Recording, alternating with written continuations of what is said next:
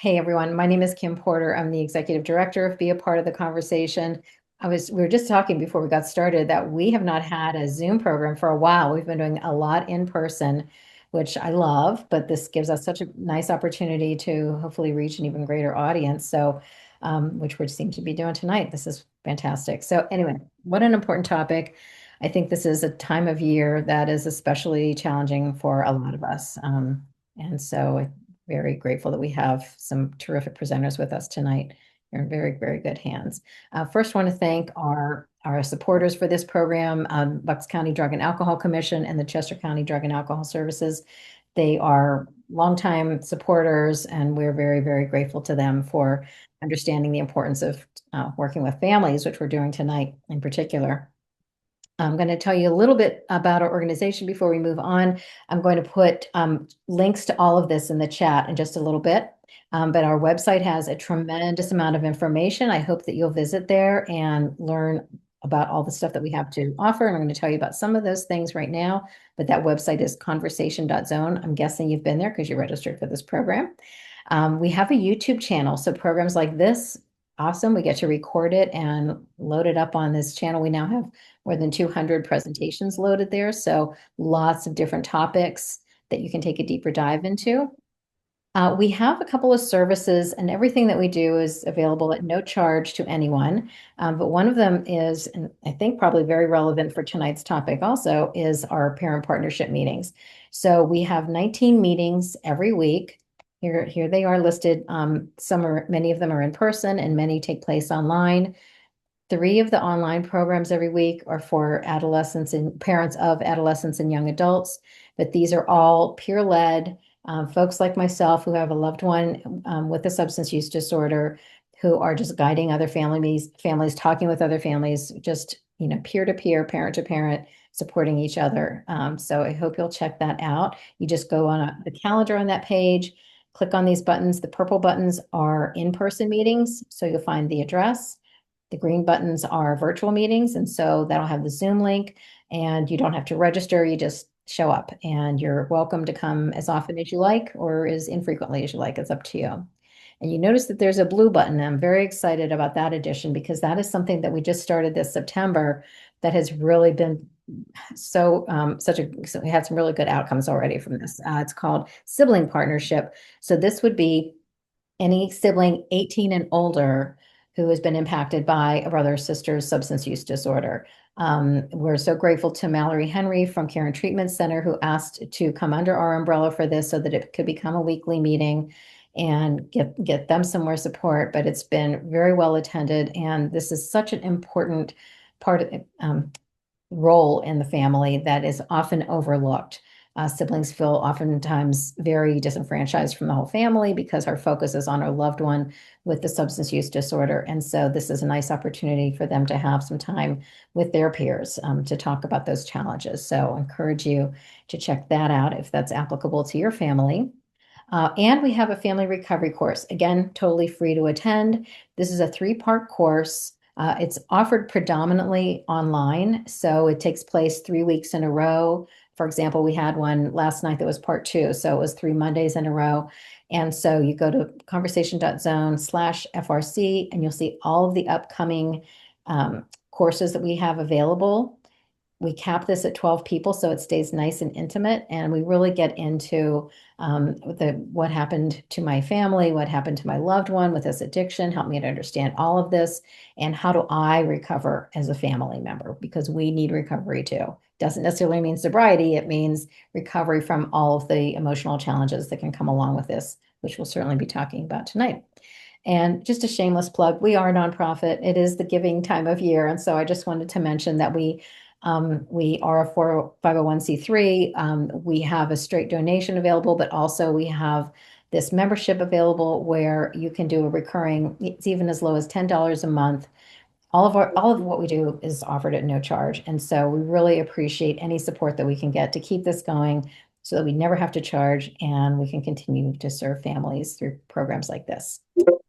So now I'm really excited to introduce you to Ayla. So we're also going to have, following Ayla, we're going to have a very dear friend and one of our leaders, Lori Quintavalle, who's going to be sharing her experience. But first, I'm going to tell you a little bit about Ayla. So, Ayla is a licensed clinical social worker and licensed addiction counselor whose work centers on the complexities of family addiction, family estrangement, and codependency. She provides specialized treatment to individuals, couples, and families seeking to interrupt entrenched relational patterns and restore healthy functioning. Drawing on family systems theory, trauma informed care, and a deeply grounded clinical presence, Ms. Fleming helps others do what she has done transition from chronic relational impasses to sustainable growth characterized by clarity, honesty, connection, and resilience. So glad that you're with us, Ayla. Thank you so much. Thank you. Thank you so much, Kim, for this opportunity, and Bob as well. And thank you all for being here tonight, too. This is very personal to me because I come from a family with addiction in multiple categories, in the sibling category, the Hey, parent category. stop it. Hey, Um, I'm going to ask folks to mute, please. Sorry, go ahead, Ayla. Sure, thank you. Um, Sibling, parent, and ex-partner. So I definitely, and I'm also a therapist, and I've dedicated my career. I'm almost 40 now, so I've been working on this codependency thing since I was 16, and I realized what was going on. So um, I do tend to work mostly with parents. I'm a all virtual practice. I live outside of Philly, and I work with clients in New York, New Jersey, and Pennsylvania. So now I'm going to pull up my presentation and I will get started. And if you have a question about something I'm saying, feel free to just interrupt if you need to clarify something I mentioned, if you're not sure what it means. But hopefully, as I go along, I'll explain. And I'm going to present for about 40 minutes. Okay, so let's see.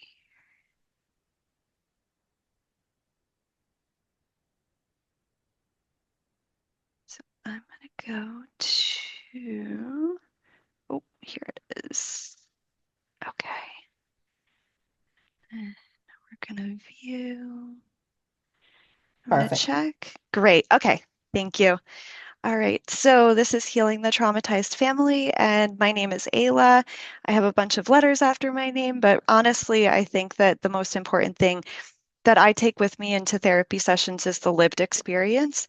Obviously, my situation isn't going to be your situation, and I'm honest with my clients. I don't know what's best for them or their family, but I like to coach people on how to look at the system and to decide really what you have control over, which is creating as much calm in you and your family system as you can. Now, I know that sounds crazy because the disease of addiction is anything but calm. Um, Oftentimes there's crisis after crisis, and we're just terrified of what the next crisis will be. You know, addiction is relapses and people going in and out of treatment and hurting themselves and more trauma and even death. And so I'm going to talk more about managing that anxiety and giving you some tools that you can try because really for me, nothing seemed to work. Over the years, I kept feeling like I was losing myself. And I was asking myself, like, sometimes I would have no boundaries, and other times I would just want to completely cut off from my family. And neither one of them felt exactly right. And I know working mostly with parents that neither one of them feels right because nobody wants to abandon their kid or nobody wants to cut off from their kid. Um, or if they do, they've gotten to the point that it seems that there's no other option. So I really wanted to find another way. I didn't want to cut off from my family, and I knew there was some growth there that I needed to do that would make it so I was more likely to recover myself and more likely for them to recover. So that's what I'm going to talk about today. And feel free if you want to check out my website. You can Google it or it's aylaflemingllc.com or my Instagram is Ayla the Therapist. So who am I? Like I said, I'm a therapist and coach. Um, I am a family member. And I'm a person in recovery myself in codependency. And I'm going to be doing this for the rest of my life because there were a lot of, I think this is true for a lot of us, there were patterns in childhood that I did a lot of like people pleasing. And I was just trying to figure out how to get the people in my family to stop being depressed, anxious, to stop using. But I didn't know it at the time. So these patterns became so entrenched in me. And I think a lot of people come from family addiction or, a generation up. There was addiction and there was a pattern that was going on. So I help my clients to figure out like what are the patterns in your family of codependency? How were they passed down? How are they showing up for you? Um, Even like a past relationship with someone with addiction, we might tend to overfunction in other relationships or look for crises, even where crises aren't there. So I'll get more into this. Let's see. Okay. So I know Kim is looking at the chat, so I just want to ask you to think about two questions. I'm going to do one at a time. The first one, if you could put into the chat, if you feel comfortable, in 1 year from now, if all your trauma went away and everything was resolved, what would that look like for you? And if you feel comfortable, if you could put that into the chat. 'Cause I'm going to use this to guide the presentation today. I think it would be great if you could repeat the prompt. Sure. If all your trauma went away and the thing you're coming here about tonight, if that was resolved, what would that look like? And just a few words is fine.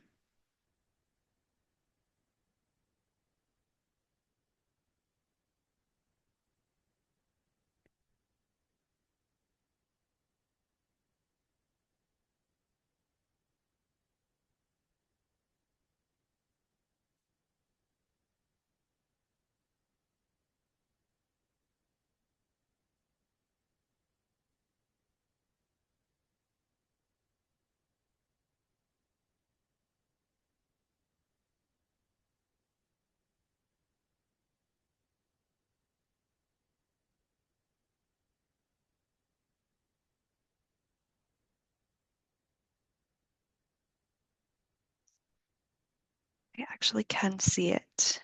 I'm reading. Heaven, to breathe again, space, freedom, peace, serenity, health, honesty, honest relationship, clear, focused, less anxious. We're definitely going to touch on these things tonight. Some skills that you can use. Possibly some skills you haven't heard before. Loved one is sober, not fearing, always fearing the what ifs. Our loved one will be engaging positively.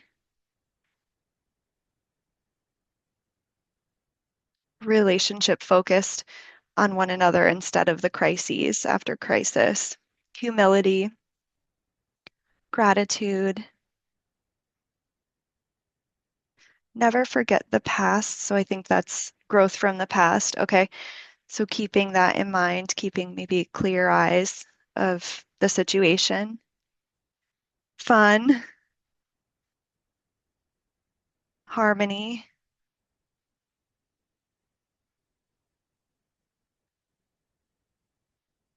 Okay. Reconnect in ways we're satisfied with.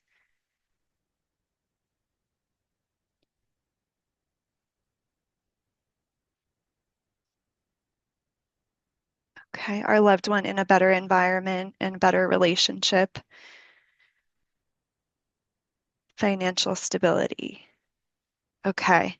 Okay. So I want you to think about your family and how the skills that I talk about tonight apply. And again, I'm a therapist and a coach, and I am very confident that you know your family and what's best for them better than I do. And a lot of times, even our loved one, when it seems like they are totally mixed up, that is an element for sure. But I think that there's a part of them somewhere in there that knows the next right step, that knows a healthy next step. So I want you to keep that in mind and just think about how you might be able to use some of these skills in your family to bring about less anxiety, more predictability, stability, peace, because you're the one here. But by you changing something, the system has no choice but to change. We don't know what that change is going to be, and we can't control it, and we can't be certain of it. And I believe that sometimes we get so stuck in grief and anxiety and control that that's just where our mind is. We're not able to think beyond that. And because we're not dealing with and facing the grief, the reality that our loved one could get sick, another crisis could happen, someone could even die. We are so afraid of that. And I did have a turning point in my life recently, about a year ago. My father did pass away. Um, but I did practice these skills that I'm going to talk about tonight, and it did make a big difference in our relationship. And believe me, I did not think that was going to happen. And it also impacted other family members as well. Because when I changed, the system had to change. It wasn't necessarily predictable how it was going to change, and it wasn't necessarily what I wanted. He did pass away, but there were changes that are continuing to happen in myself and in my family. So I want you to just think about one more question. What if after 1 year from now, nothing has changed? So, what would your life look like if nothing has changed? And you can drop that in the chat or just think about it on your own. But the reason why I'm asking you is that's what's at stake here tonight. And so this is really to build some motivation to try some of these experiments that I talk about tonight. So, if a year from now nothing has changed, what might that look like? And how would you feel? Fair, the same. Yeah, if anything else comes up for you, feel free to put it in the chat. Could it be worse?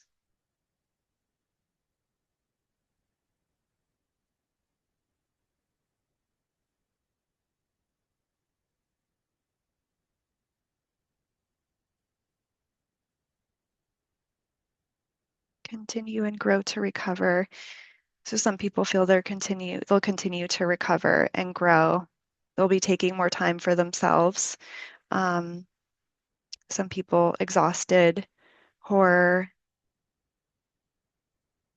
rebuilding, no matter how their loved one is doing, scattered, anxious, sicker, broken, disappointing that you didn't change something today. I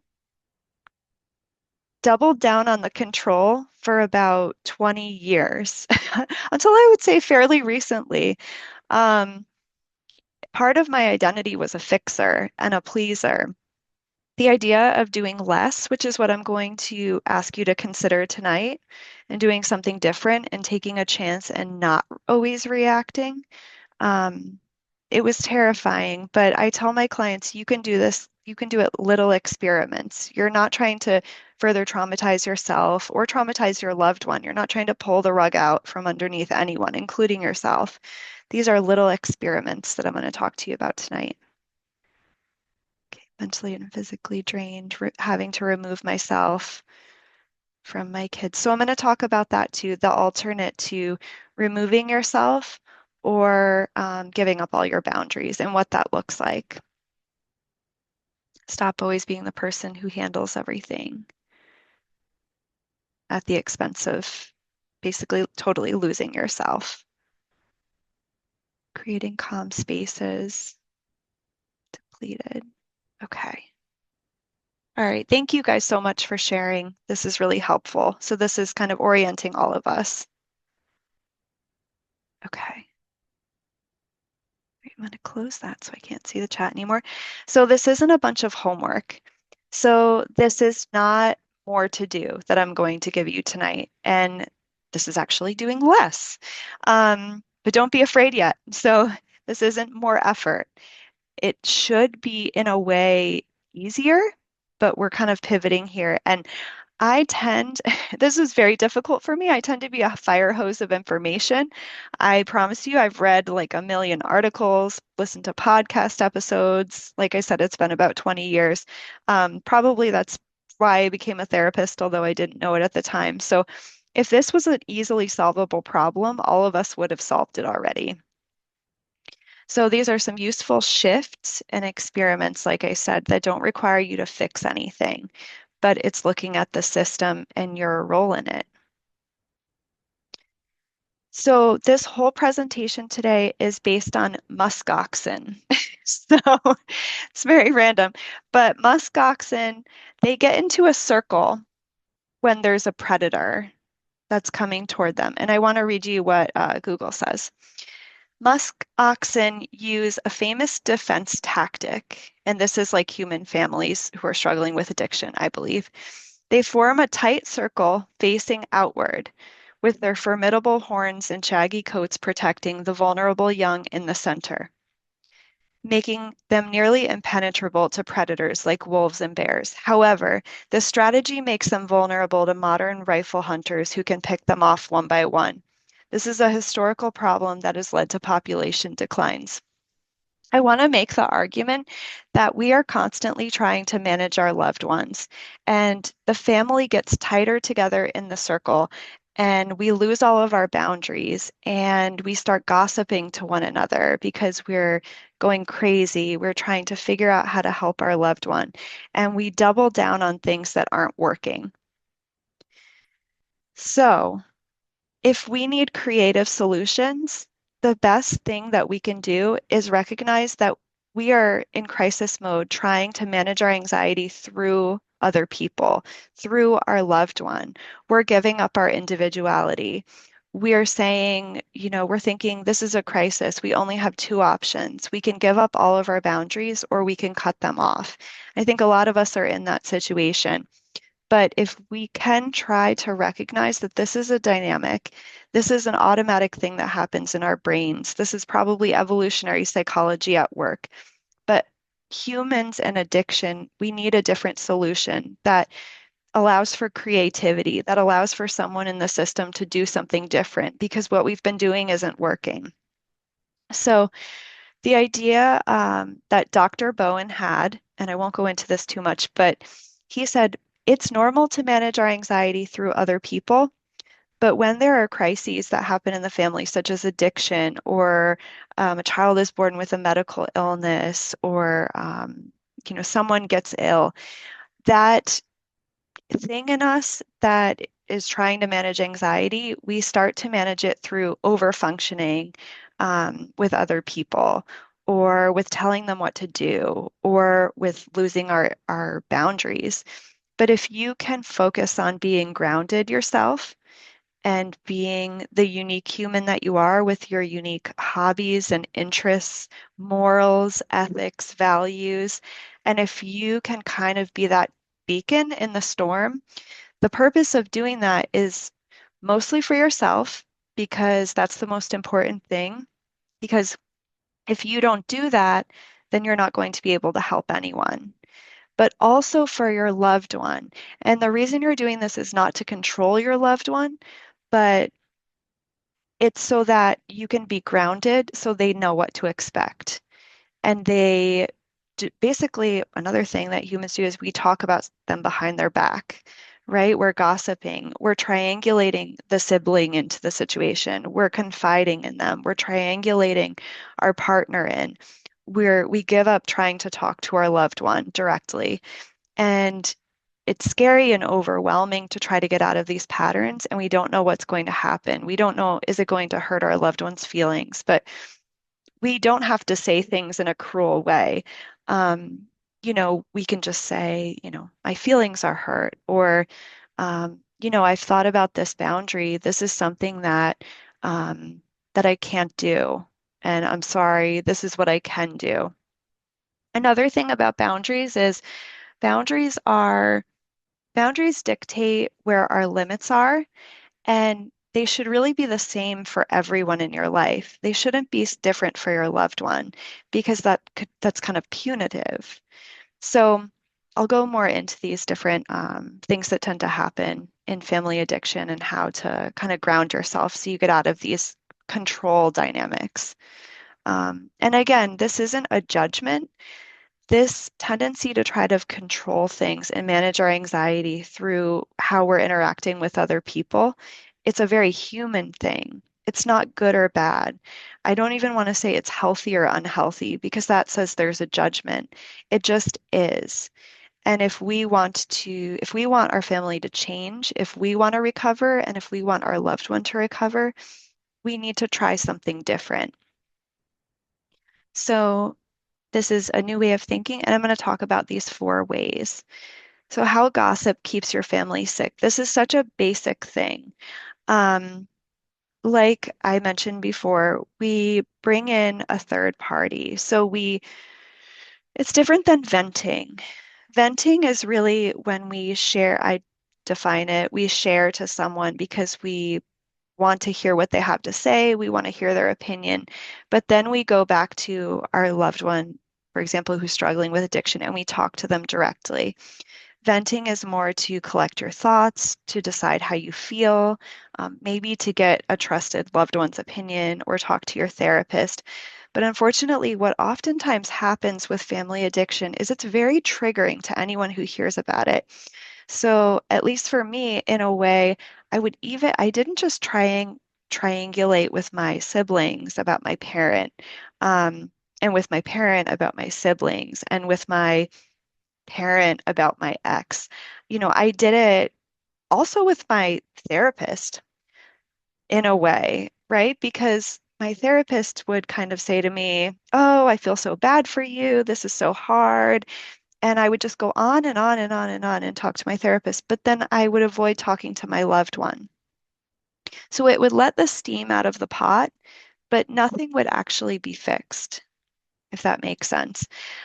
Also, sometimes we can even do this with community support groups. We can let the steam out of the pot, but then when we go back, we're still stuck because we're not, facing our loved one, setting the boundaries. And I don't know about you, but I would feel shame and guilt and I would just feel off. I would feel like something was missing, something wasn't right. So these patterns can kind of keep us stuck. So it could, like I said, it could undermine trust amongst the family. Um, and we kind of give up our individuality. Like, what if you're the only one in the family who has some unique idea? And maybe that would really be the solution. But if you don't feel comfortable speaking up because everyone's so anxious, you feel you need to go along with the group, it kind of keeps the whole dynamic stuck. It creates alliances. Um, we it's a practice, right? Confrontation and kindness is important, but confrontation is a skill.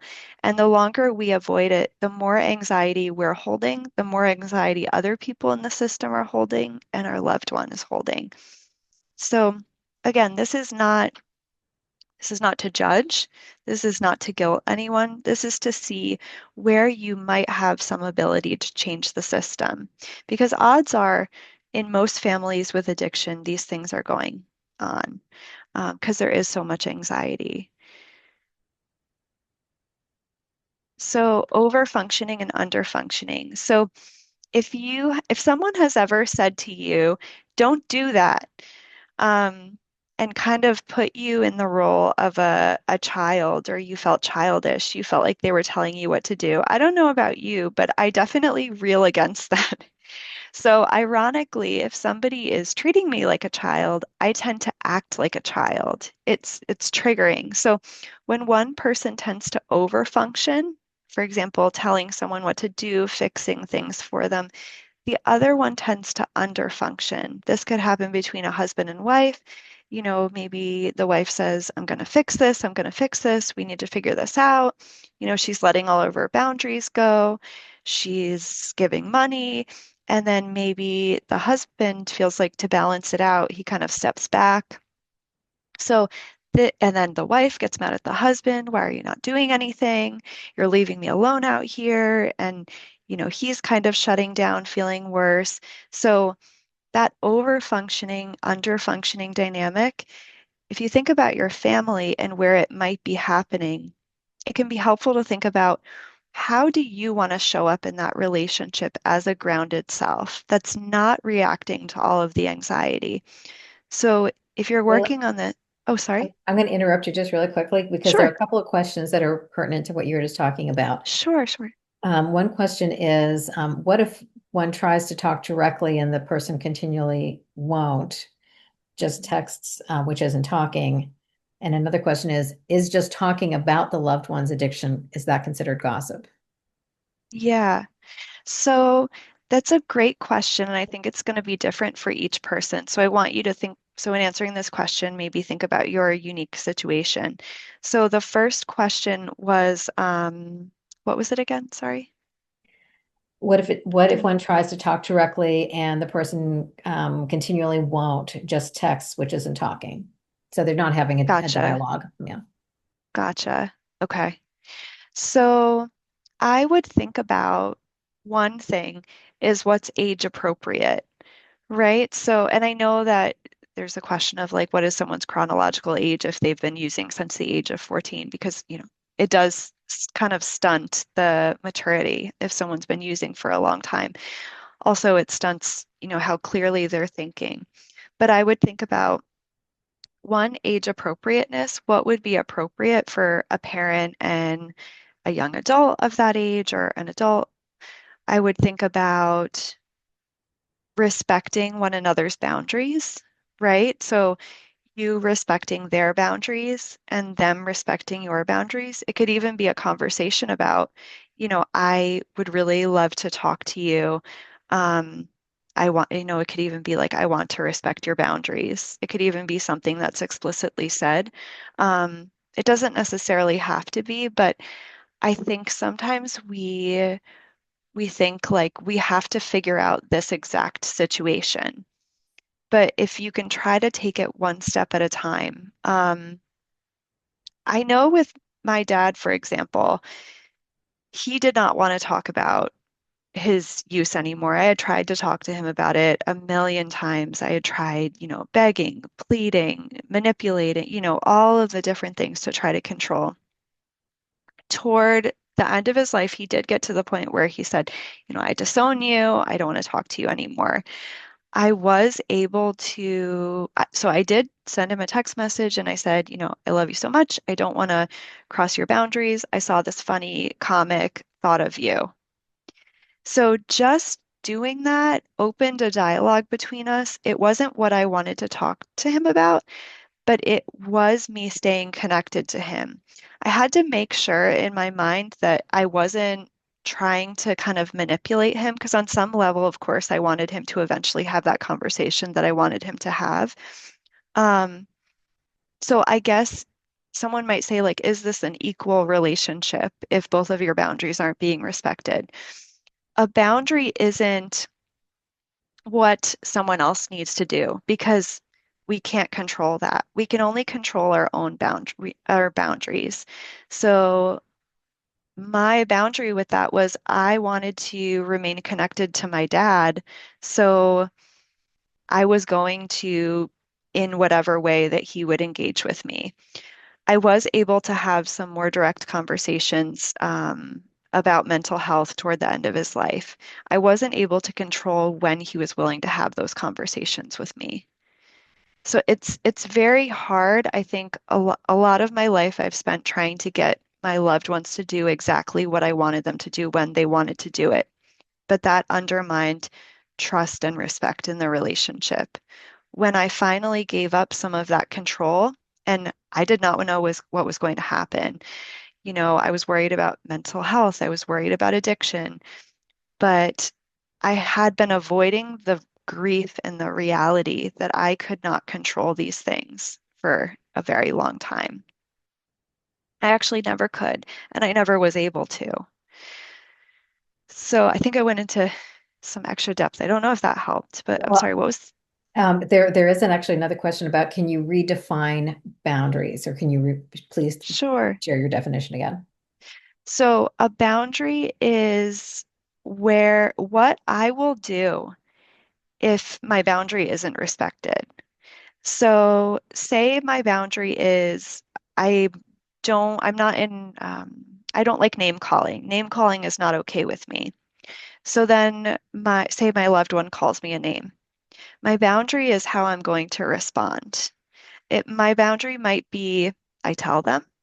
My boundary might be I walk away or I leave the situation for the evening. My boundary is going to be the same with my addicted loved one as it is with my best friend, as it is with my mom, as it is with a guy I meet on the street. It's not punitive. It's a way that I protect myself. So a rule is we don't really like rules because that's telling other people what they need to do. And we don't have control over what other people do.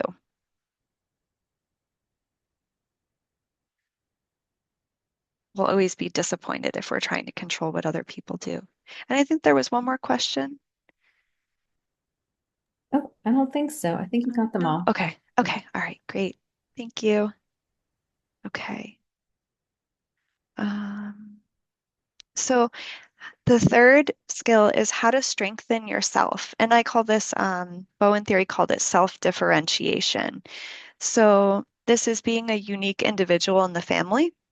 So a lot of times we will lose our morals, we'll lose our ethical values, we'll be acting in ways that we never thought we would act. We'll wonder, like, have we gone crazy and what happened to our personality? Um, so in other cases, we identify the sick person in the family. So oftentimes we'll say this is the person with addiction, but by the time we're getting help, we're all probably sick in the family system in our own way. Um, it could also be that we see ourselves in the family as having one role versus reality is we're each many things. We might be a part of a church.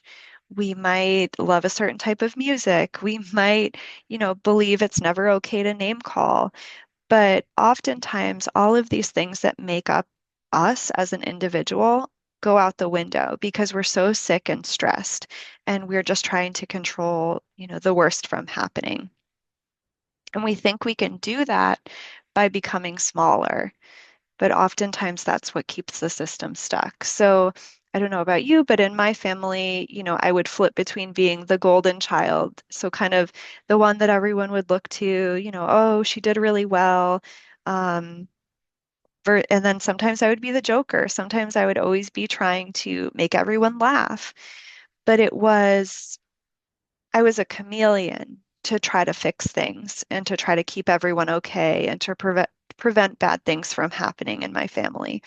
So if you find yourself like feeling like you've lost yourself or doing things that surprise you, it could be that yourself is kind of deteriorating.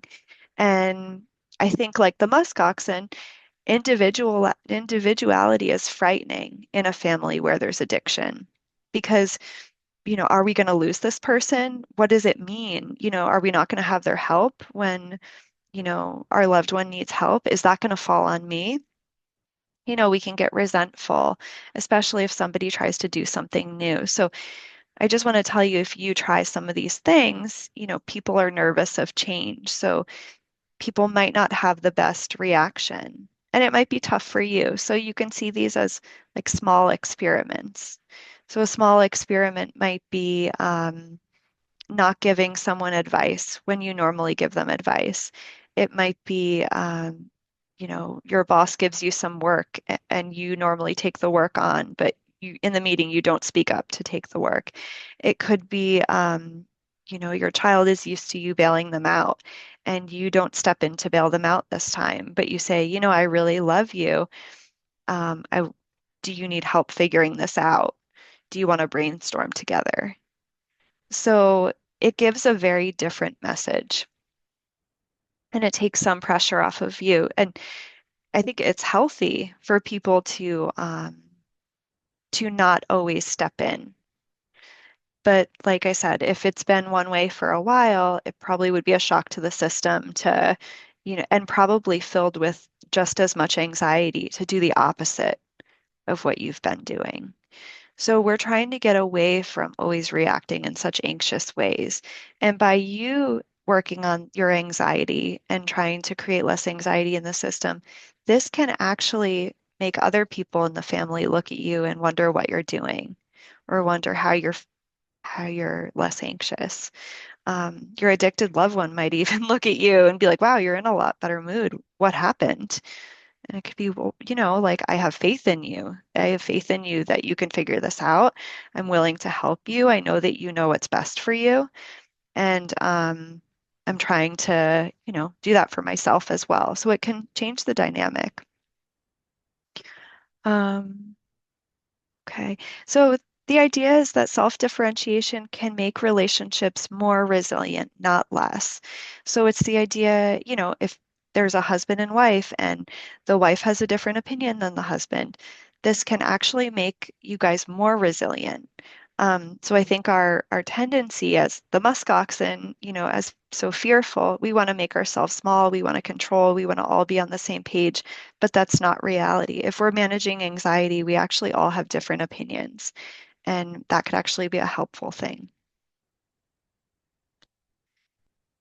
And I know I mentioned this before, why you don't need to choose between enmeshment or fusion or whatever you want to call it, codependency versus cutoff. So I think a lot of times we're so anxious, and I know I'm giving you a lot of information, so maybe this you can just marinate on this for a little while after this, but we don't really have to choose one or the other. But normally with family addiction, we're also stressed out. We think that we do. But if we could get a bit of space from the anxiety, we could realize we have other choices. I know there was a time that I was like so frustrated with my dad, and I kept on saying, do I want to cut off? Do I want to estrange? Um, and then I realized, I could send him a holiday card. I could text him. I could have a conversation about something else that's not the addiction.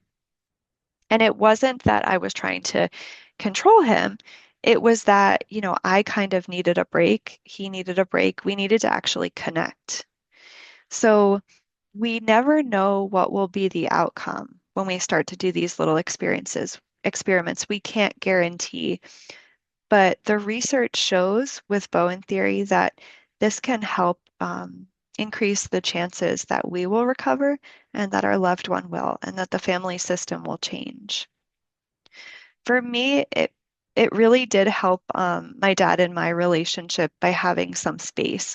I wish I had learned about family systems theory sooner because who knows what could have happened. One thing that I did notice when I kind of stepped back a little bit, um, he seemed to get angrier. So I think there was a part of him that took it personally that I wasn't doing what I had always done. What I did, and that was when he said, I never want to talk to you again. So I did try that, that texting that I mentioned to you before. But I noticed something strange. Other family members moved in to meet the needs or do the behaviors that I had been doing before. And that actually gave me a perspective that no, I wasn't crazy. This is a family dynamic that's going on, and then I had to work through my guilt of kind of watching that. Um, but it really did show me that, when people in the system change, when I change, other things in the system will change. It might not be what you expect, but ultimately it could be things that are helpful because nothing, right now is not working. Can I, Um, can I bring something up, Ayla? sure, sure, Something came up in the chat that you might want to kind of revisit. They're saying sure. that their loved one was just released from or discharged from an inpatient program where they were recommending a PHP, and the loved ones said, "No, I want an IOP." But the family member feels like that's not going to cut it, And so that when you said, "I know." you know what is best for you, that that doesn't jive with what they're hearing from the treatment provider. And I think I know where you were going with that, but if you want to kind of clarify that a little bit, I think that would be great. Sure. Yeah, so ultimately, if our loved one is an adult, um, there is something, there's some reason why they're saying that. I would be curious to ask them, and to have a conversation with them about it. And to let them know, are they okay hearing your feeling about it? Maybe, respectfully asking them, I have a really strong opinion about this. Can I share it with you? It doesn't mean that I'm going to make the decision for you, or you could say something like, well, you don't even have to say that. If you think that they're going to say no and you think it's something, it's a value of yours that you're honest in your relationships, then maybe you would just say it. But knowing that you don't have to agree with the decisions that other people make, and you can have fear about it, and you can say that. But I think it's different to say your piece and how you feel versus telling someone, hey, you have to do something. Because ultimately, while you can do that, that would be more of the over functioning, you know. And if we think about what's age appropriate, if we have an adult child, the hope is that they're able to make healthy decisions for themselves. And so thinking about those things, I would say to take those things into the consideration when you're having that conversation. And I'm sorry, I know we're out of time and this is No, no, not, that's yeah, okay.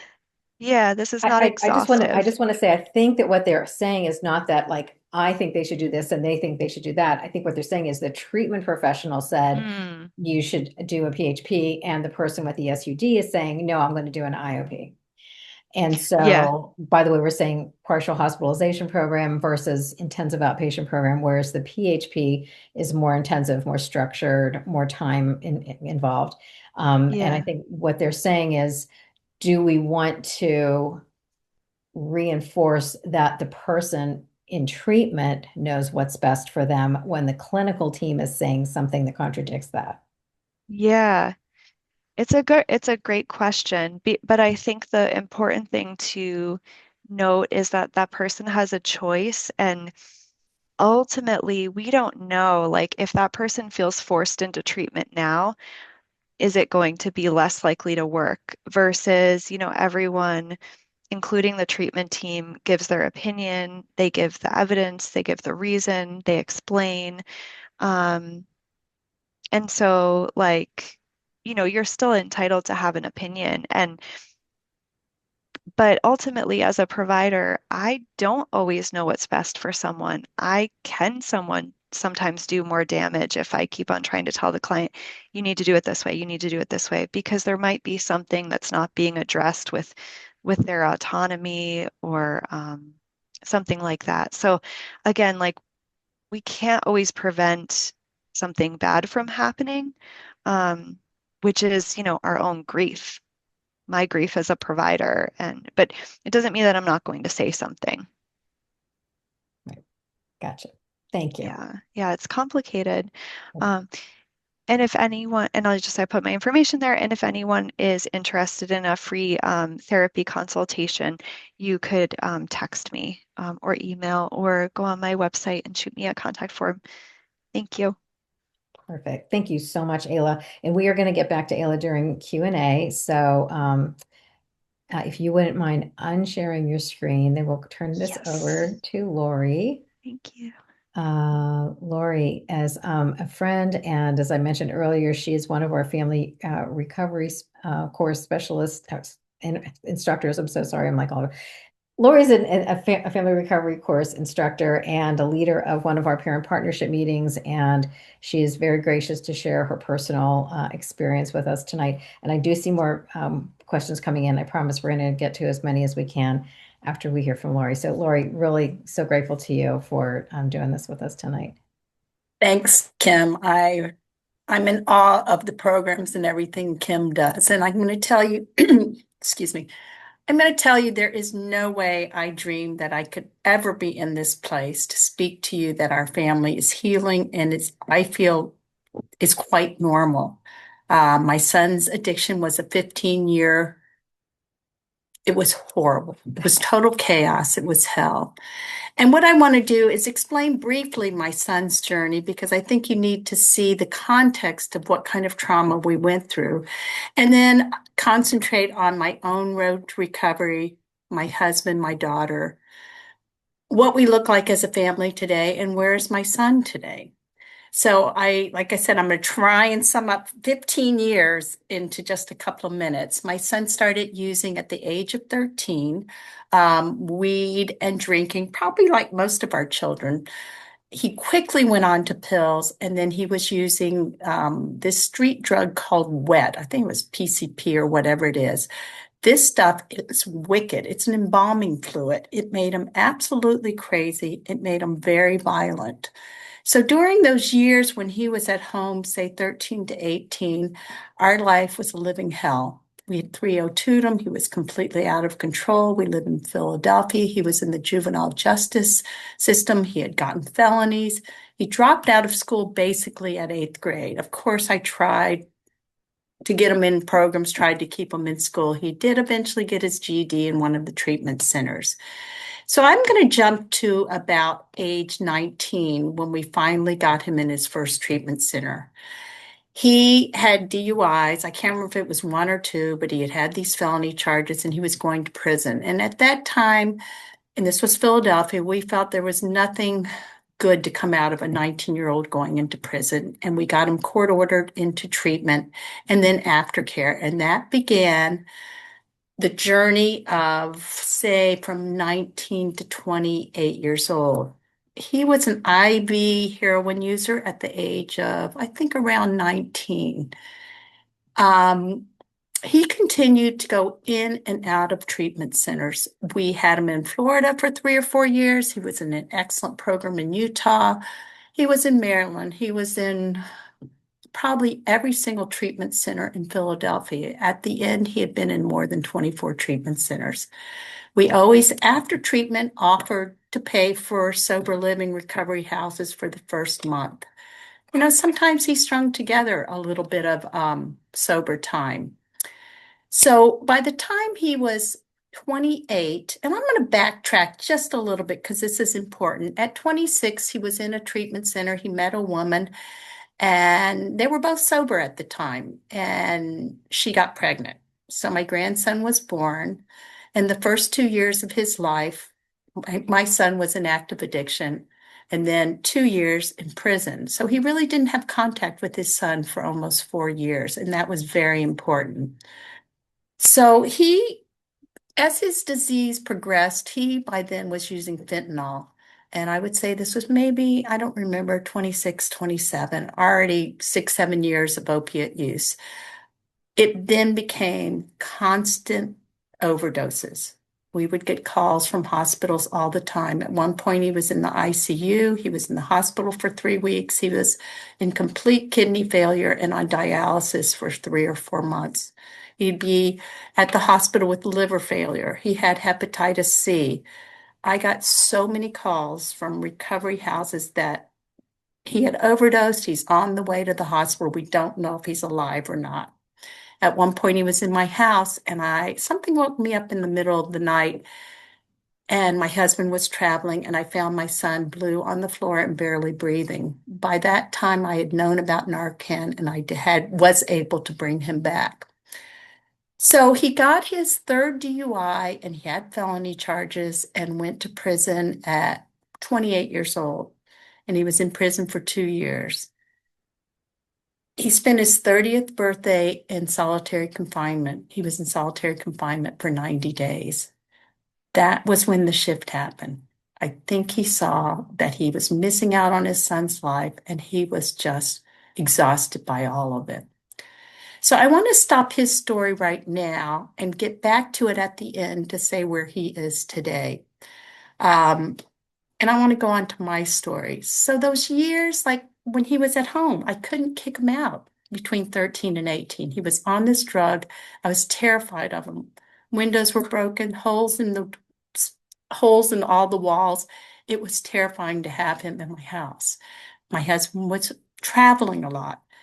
And there became this moment of reckoning where I think this happens to our kids. I see a lot of in your chat where you're just exhausted by it. You are just so done. You've lost yourself. I had this moment. I used to sleep with this little purse on a string, and my phone could go into it. It was my wallet. I clipped my keys onto it, and it was always underneath my pillow. My son was constantly stealing money from me. And I remember one day I would try and be out of the house. My daughter was at school, my husband was traveling, and as soon as I heard him in his room, I would get out of the house. And I get in the car and I have everything and I start the engine and I realize I don't have my glasses. I'm blind. I can't drive. I'm stuck. And I broke into a million pieces. I sobbed in the car for hours. And very quickly after that, I got very sick. I woke up one morning with a high fever, and I was so sick. I could not get out of bed. I couldn't get myself water or Tylenol. I had to call a friend who had a key to our house. Please help me out. My husband was traveling, no one was home, and I had pneumonia. And I was really sick, and it took me several weeks to be strong enough to even walk down the stairs. So during that time, I came to this point and thought, I am no good to anybody else. I'm sitting here sick. No one's taking care of me. I have to make a change. And one of the first changes I made was a friend had told me through her sister about parent partnership meetings. And this was in 2010. They were in person. I started going to those meetings and I went every Monday, Thursday night. About that time, I don't know exactly the dates, but Kim was starting to be a part of the conversation, and I went to every single one of her education programs. I never missed them. I read books. I did everything I could possibly do to learn about addiction and understand my son. I also laid there and I thought I had lost myself. I didn't know who I was. And I said, if I'm going to make a change, what was important to me before I even had kids? And I realized I loved taking Spanish classes. So I started going, I live in this Chestnut Hill, the outer part of Philadelphia. And so every Monday I took the train in, I took a Spanish class, I sat in a great coffee shop, I did my homework, and I found the cathedral, the big basilica in Philadelphia. And I found such peace just sitting there after my Spanish class. And my brain was complete mush. I had to turn my phone off to try and concentrate and make it work and think in Spanish. Because I found such peace in that basilica or the cathedral, it's not my religion, but it was just a very peaceful place for me to be. I then found meditation, and I'm very blessed. In my neighborhood, there's a group of people that meditate every morning at a beautiful church with beautiful stained glass. So here I am 15 years later. I can't say that I speak Spanish that well, but I am still taking my class. It's on Zoom now. I still go to meditation. I've added other self-care things, yoga, exercise, whatever, but I turned my phone off and made that all about me, that this was something I needed. And through this, everything was happening with my son. So I'm going to move on to my husband. Where did he fit into all of this? I did say he was traveling a lot in those early years, but very quickly after I started going to parent partnership meetings, my husband went, probably within the first month or two, and he joined me at all those education programs. There's nothing worse on a marriage than addiction. But because we were going to these meetings and because date night was sometimes getting dinner before this, it really helped us to learn to set boundaries, to try and be on the same page, to not let my son pit each other against, going to my husband for money or saying, Mom said this, whatever. We were really unified. And I would say one of the most important things I did during this time was in parent partnership. And I'm going to say this because I hope that you'll do this. I was brave enough to look around the room and find someone that was also quiet, not sharing, and saying, I could maybe be friends with her. And I was brave enough to call her and go to coffee. I found a few other warrior moms that I got along with. These are my closest friends. These are the friends that I called at any time of day or night, because when you're in these meetings, you share, but you don't have the opportunity to say, and then it was that, and then he did this, and he did that. And you really need this place to just vomit it all up. Someone that understands, that doesn't judge you. And then we became friends with the husbands, and we would go out to dinner with these couples. My son could be in ICU, and we had the support of these families. We could be ourselves. We could laugh. We could have fun because everybody understood where we were. I'm going to move on to my daughter. So my son is 34. He's adopted. We brought him home at 1 day old. Yes, I'm the story. I got pregnant. My daughter was early, and they're 8 months apart. They were raised as twins. They're in the same grade of school. So, how did my daughter deal with this? This started when she was 12, and things were scary at our house. She could not bring friends home. How she dealt with this is she went to a Philadelphia magnet school in the city. So she's taken the train in, she leaves early, she does all activities. She did not act out. She is just this amazing, amazing child that, like a lot of siblings, she was the golden child. She worked hard, whatever she wanted, she did. So then her way of dealing, I think, was not being home. She went to resident camp. She worked all through high school and college at a YMCA camp down in Maryland for the entire summer. She went on to university in DC. She went on an exchange program. After she graduated, she traveled through Europe. She was in Spain for a year. And so my kids really did not cross paths much when they were young. He would come home and she was at school or whatever. They just didn't cross paths. There were so many holidays that my son was in treatment or in hospitals, or my daughter was out of the country, that they just didn't cross paths. That's all I can say. Um, I will tell you one thing. My daughter refused therapy. She never once brought anything up. She kept this all so close. She had friends from second grade. She didn't tell anybody. She didn't tell anybody in high school. She didn't tell anybody most of college. And then one time she called me and said, Kate's going to come to Philadelphia for the weekend. Can we do this without drama? This is the only time she ever said anything to me. And I said, Julia, I can't promise that, but I will buy you guys a hotel room, or you could tell Kate. So they sat in the park across from my house, and she told Kate to find out that Kate's younger sister had attempted suicide a couple of months before. So finally, Julia had someone she could confide in. In her late 20s, she did find a therapist who she's been seeing, and I know she continues to see her. A couple of months ago, I said something to Julia because we just don't bring it up. She didn't want to go there. I said to her, and I apologized, I am so sorry. Your life was so hard. I feel so awful of always putting your brother first. And she turned to me and she said, Mom, I have processed this with Ariel. This is her therapist. I'm okay. That was that. There was one thing I forgot to say about my husband and I's relationship, and we are great at tag teaming. When I was so done that I could no longer answer a phone call from my son, I was exhausted. He took over. And when he was exhausted, I took over. We did not take family vacations. We did not vacation together, but we took separate vacations. So we could get a little break, or I could go with girlfriends or go out to dinner. We were really good at tag teaming.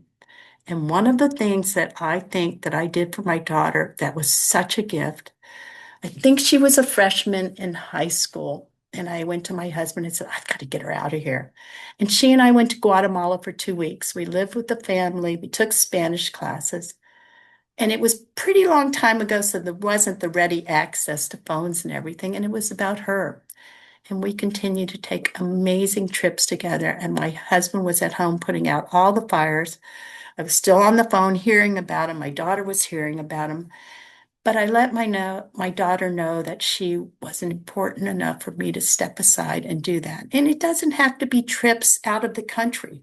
We would go into the city and just go to Chinatown and have lunch. I tried to make a little time for her. I want a do-over because those times in Philly, I didn't turn the phone off.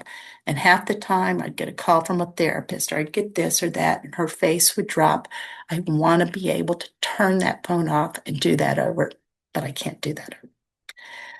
So, what I want to do now is where we are today as a family. I want to tell you first about Alec. So, he went to jail for 2 years. He was ordered after jail to a treatment center. They put him on Suboxone. He never wanted to go on Suboxone, but he stayed on Suboxone. He came to our house after jail, and we had not had him living with us for 10 years. We had had very strong boundaries. Did he circle through? Of course. No recovery house is taking a kid on dialysis. There were other times, he was living on the streets. I found out he was living on the streets of Kensington for quite a while. It would be a snowstorm, and he'd end up on my front porch at 6 in the morning. I didn't have the heart to say you can't be here. So did he circle through at times? Yes, he did. So the Suboxone really helped my son. He's still on Suboxone 4 years later. Um, when he got out of jail, my son has always had a girlfriend. He immediately got in touch with someone he had been in treatment with. And guess what? Same pattern. She got pregnant. So he has a almost 3-year-old. Use your parent groups. I reached out to someone in parent group that I know. My son was never college bound, who was in the union, and he was in recovery, and his kids were in recovery. And I asked him, would he? And this was probably a month or two after Alec got out of prison.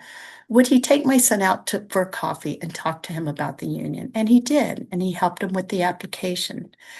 Today, my son is finishing up his 4th year of the apprenticeship in the painters union, and he paints bridges. So if you go across the Betsy Ross and you see someone dangling from some wire, it's my son. And do I worry about it? I have no worry left in me anymore. Of course I worry, but I worried for 15 years. I can't worry anymore. The union was really good for my son because they took people with felonies. My son has a lot of felonies, and one of them was a federal felony. But they took him. He really liked the brotherhood of the union. He never felt like he fit in. And this was a very good thing for him. So he and the mother of my little granddaughter did not stay together, but my son is the stable person in this relationship. He has shared custody, and he's a wonderful father. As far as his son, when he got out of jail, um, he had to go to court for visitation. He had to have 2.5 years of supervision, and those people were us through the courts on Sunday. Either my husband or I had to be with them. We would leave our house at 8 o'clock. We'd get home at 7 o'clock because we had to be in the car with them, and everybody lived far. But we did it. And after 2.5 years, he gained the trust of my grandson's mother. And now he sees his son on weekends. He pays child support, probably $650. They are co-parenting beautifully together. So he had to gain trust. Um, my son and daughter, I stayed out of that relationship. I let my daughter live her life. When there was a family education program at its first treatment center, I did not make her leave college and go. I wanted family therapy. Our family was too broken to even be in the same room to do this. So I would say everybody found their recovery in the way they needed to. My daughter and son are completely different, but they love each other. They respect each other. They are proud of each other. They don't necessarily hang out together, but we spend a lot of time together. She's married, actually going to have a baby in January. And we spend a lot of time together because of the little ones. And I can tell you, if you walked into this past Thanksgiving and sat at our table, you never would have known the trauma and crisis of 15 years. When people said, how was Thanksgiving? It was so normal. It was It was beautiful that we just all sat there. We did not bring up the past in our family. It's just, we don't do that. So what I want to do, and I know I've been speaking fast, I'm sorry, and I'll answer questions, but what I want to do is summarize what were the things that I could do to heal. Because during those 15 years, my son was going to either find recovery or not.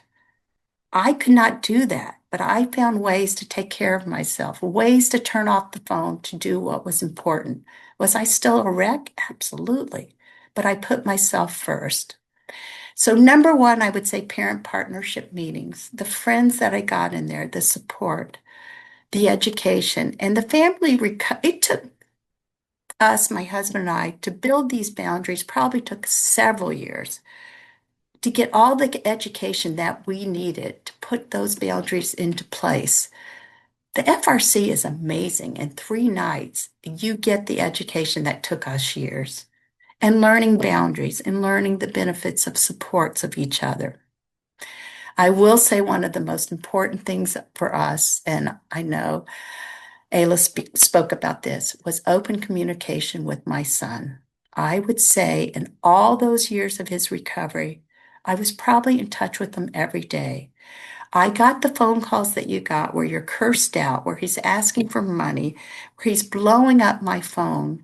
But I got to the point where I would answer the phone call, I would listen, and then I would say, I love you. I believe in you. I am here when you're ready for help. I did that the same with the text messages. When he blew up my phone and called me every name in the book, I would end it by, and I would say to my son on those phone calls, I am turning off my phone tonight. I love you. I would do that with the text messages. It would be blown up and forever long. And I would say, I love you. I believe you're going to have a wonderful life. And I'm here when you're ready. Obviously, because he went to 24 treatment centers, he did call us. My son did not like living on the streets. I don't regret those treatment centers. We did this with insurance. We did not take a second mortgage on the house. For my husband and I, it was extremely important that my son had a phone. So we replaced phones. They weren't iPhones. With whatever was cheap, I needed to be able to communicate. When I didn't hear from my son, I would text him and say, are you okay? Are you alive? And he would answer. He knew by then we had strong boundaries. Yes, Mom. And I would say, I love you. And he would say, I love you back. Um, we bought insurance for my son when he aged out, I forget what it was, when it was 25 or 26. This was very important to us, the phone and the insurance. And I'm glad I did. That was in the later stages of his addiction, when he was in dialysis, when he needed PT, when I knew he could walk into a safe, good treatment center. It didn't mean he'd find recovery there, but in all those treatment centers, I got to rest. Sometimes my husband and I would get away together. My son would gain some weight. He would get healthy for at least those 28 days. And sometimes there would be a glimmer of him wanting to do it. He would do aftercare and string together 3 or 4 treatment centers. In those early years, I felt like he got a little rest and maybe his brain was developing for a few minutes. And so that was really important to me. I want to say about boundaries and our being in touch with him always. We would go out to dinner with my son.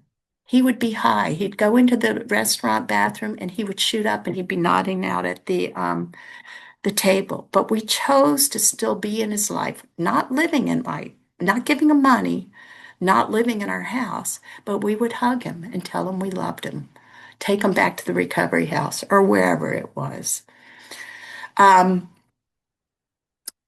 Boundaries and love does not equal money. It does not mean living in our house. We had a way of always communicating with my son that we loved him, that we were there for him. If he called me at 2 in the morning and he was in Kensington, he said, Mom, he did this once. I'm on the bus. I don't want to go down there. Will you get me? I ran every red light to do that. We were at every ice. We spent Christmas in the ICU. Wherever it is, we were there for my son.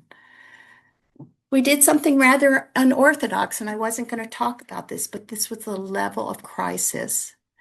Towards the end of his addiction, when he was overdosing all the time, I told him at one point to get him into treatment. Get your drug. Please do not use it and wait until you are in the car when I have Narcan and I'm in front of a treatment center and I can go in and they can revive you. And he would go into treatment. This was hard decisions that I don't recommend for anybody, or going down to Kensington to find your child. It is so much trauma in doing that. So, another very important thing to me is trust takes time. I saw in there the calls and everything. It probably took me about 2 years once he was stabilized to not want to throw up or my heart to be racing every time I saw his phone. I would, if he called me in the morning or at a hard time, it just takes time. He needed to build, he needed to do that with his son's mother. It takes time, it takes years. I said this about the bridge, and it's true today. Do I worry that my son is going to relapse or something awful is going to happen? I don't have any worry left in me. I just don't have it in me to do that anymore. I try and live in the day, appreciate what this day is, appreciate the peace in my life. I just can't go back there anymore. There's like this black wall that comes down if I start worrying. Or if he doesn't answer a text and I immediately go to, do I think he's dead on the floor? Do I need to get I can't do it anymore. I just don't have it in me anymore. Another thing that is so Hey, important, Lori, and Lori, yes, I'm so sorry to interrupt you. We're down to like 10 minutes. So being okay, elected. So I know you want to finish with something important. okay, So I'm gonna, I'm gonna stop everything else. I'm gonna say one thing. Love your child. Love is being able to love them in all of their brokenness and all of the ugliness of their addiction. Let them know that you're not giving up on them and that you believe that they will have a good life. Now, I want to end with one thing, which if I had done anything, it would have been this. I told my son I was how grateful I was that he was sober, and that I was so proud of him, and that I was able to talk and hopefully give hope to others. And this is what I got back from my son. Thank you for not giving up. I would have died if you didn't show me love, getting me through days. I was ready to put a gun to my head because the drug wouldn't kill me. Getting high, hoping it will finally be my last, wondering why it's so easy for others to die, but for some reason my heart never stopped beating. I'm grateful for you and Dad and my kids more than anything. And I just want to finish with one last thing. I'll put my phone number in the chat. I got through this because others supported me, so give me a call. you are the best. Okay. So Lori, thank you so much. Lori and Ayla, thank you so much. Lori's composure and the way she can articulate some of this unthinkable trajectory in her life is testament to the work that she's done. And I just got to say it, the support, right? I mean, just being with other people who've been at it and who have been walked this journey before us, and to not diminish Lori's story in any way at all, but yours is one of hundreds that we've heard over the last 15 years, right? I mean, and it just astounds me. And it like when I think of the people who aren't finding this kind of support, that's what really, really, really breaks my heart, right? Is like the folks that are still out there isolated. So, you know, reach out, please. We have so many great questions. Um, Tell me, folks, if there's something pressing that you want to get to right away. Um, Ayla, is there anything that you wanted to say in response to what Lori just shared? Oh, I mean, oh, that's just amazing. Just thank you so much for sharing so openly, and just how consistent you were over the years and how you took care of yourself. I think, like, I definitely heard that self-differentiation, which is just so hard to do when everything is so anxious. So, yeah, yeah, that was wonderful. I think this is such a good question that somebody asked in advance. We have so many good questions that were asked in advance. When did you finally, this is for you, Lori, when did you finally stop waiting for the next tragedy to happen? When did you start to have fun in your life? You talked about going to South America with your daughter. When did you just let go and live your life? And how do you find joy? Did you find joy? Someone shared that they're feeling like they're running out of time for all of that in their life. I'm going to just say briefly, it was when I got sick. It was when I was in the car and I was so broken I couldn't drive. I was so broken that I needed to do something. And that's when I did it. When did I stop worrying? When my son was probably, he's 6 years off of opiates, but once he got home from jail, probably another 2 years. So we're just talking about the third or fourth year of peace in our life. It took a long time. It takes a long time. For me as well, it took about like 20 years of just trying different things. Let me try this, let me control this. And then I'm not sure exactly, just something broke and it was really for the best because it meant that I was willing to try something I'd never tried before, which was having a different conversation, connecting in a different way, stopping giving advice. It's hard. Thank you for that.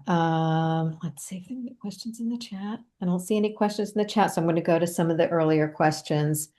Oh my gosh. And if you too saw something that you want to respond to, you have these questions as well. So please feel free to, but I'm going to start picking some if you don't.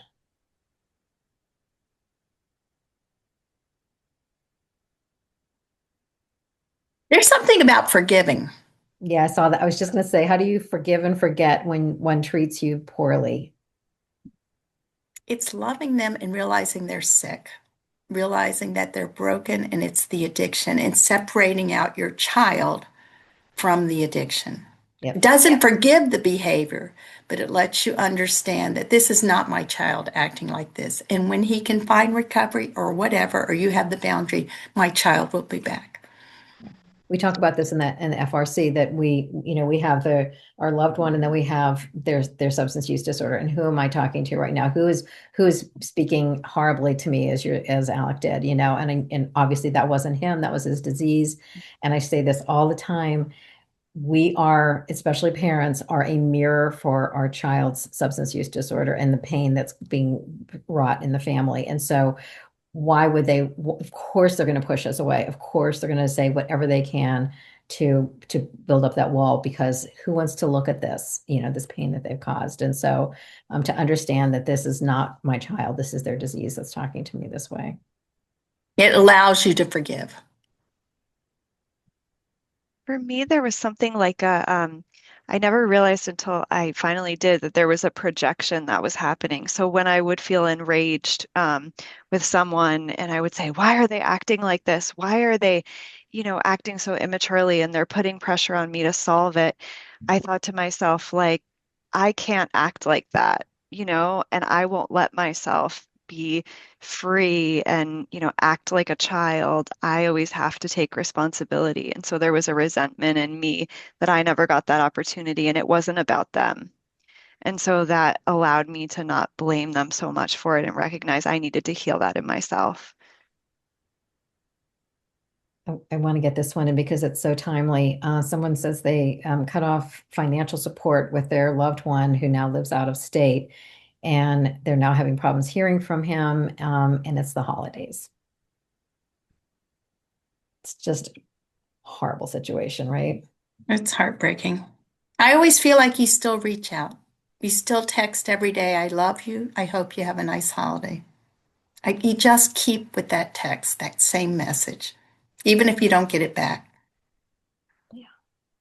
It's hard because then to get sucked into not even sucked in, like, okay, I'm abandoning all my boundaries. Is that really what is going to improve this relationship? Is that going to make them feel good? Probably not. Is that going to make them trust me? And I'm not changing my behavior to try to control theirs, but like, how do I want to show up in this relationship? I want to show up as consistent and kind and loving and always still reaching out. Ayla, I wonder what you think about this. How do it help little children heal when others in the house have a substance use disorder? We could talk all night about that, right? Oh my It's a hard goodness. one. So I don't, that's just, I feel like I want to say this. So nobody told me growing up what was happening. And they thought that they were keeping it from me was a good thing and it was helpful. And I didn't realize anything about them, what addiction was, until I was like 16. And I had read all about it, but I was in such denial and it was a protective thing. So, I have had other family members that did talk to the kids, and seeing them grow up, it wasn't that they, didn't develop some of these habits or have anxiety or depression, different things, but they had just this understanding and they were like way ahead of the game when they were helping themselves. So talking to kids, I think, I wish someone had talked to me. So I try to remember that. Yeah. I think people need to forgive themselves. I don't think I said that. But I forgive myself for every dollar that I gave him that went to his drug. I forgive myself for everything I said that I didn't want to say. Forgive yourself. And when you You know, forgive yourself, it opens your heart. you know what we say, right? Forgive the mistake, remember the lesson. Hmm. Okay. There's so many, this is all counterintuitive to loving someone, to parenting someone. It's not part of the parenting manuals that we picked up when we were pregnant, So it is really contrary to our instincts. And so how can we be expected to, there's another thing I say all the time. We entrust our loved one to some of the finest treatment professionals in the country, and they can't solve this necessarily. There's no guarantee that they're going to be able to help our loved one get well. Why would we expect that with all of our fear and everything else pulling at us, that we're going to somehow inspire recovery in our loved one? It's just too tall an order for us. It really is. We got to take care of ourselves. Oh gosh, let's see. How to not panic every time the phone rings and they don't answer, or they don't answer their phone. Takes years. It takes so much time. Call your friends from parent groups. Right. I can't say enough about the support of other people going through this. My friend who's another codependency expert, she said, like a lot of people are walking around avoiding the grief and the reality, and they haven't processed it. They're not able to let that idea go that they can control everything and they can keep bad things from happening. So if you're able to do that, and that could take who knows how long, but that could help. Right. Okay. So I just put the links again in the chat. It's 8:30. I'm gonna real quickly just ask you all to please, please, please take the survey that comes up at the end of this and check out all those other links. And just, gosh, both of you, Ayla and Lori, thank you so very much. This was terrific. Thank goodness we have this recorded and we can share it. So really appreciate all of you being with us. And thank you to everyone. Please have a safe and healthy and happy holiday season. And we wish you all the very best, and reach out if there's anything that we can do. Yes, please. Please reach out. Thank you. Wow, that's beautiful. Thank you. Someone said nobody tells you that when you begin to let go, it feels like falling before it feels like freedom. Wow. That needs to be written down. That is beautiful. That's going on a pillow or something. That's really Yeah. amazing. Thank you for that.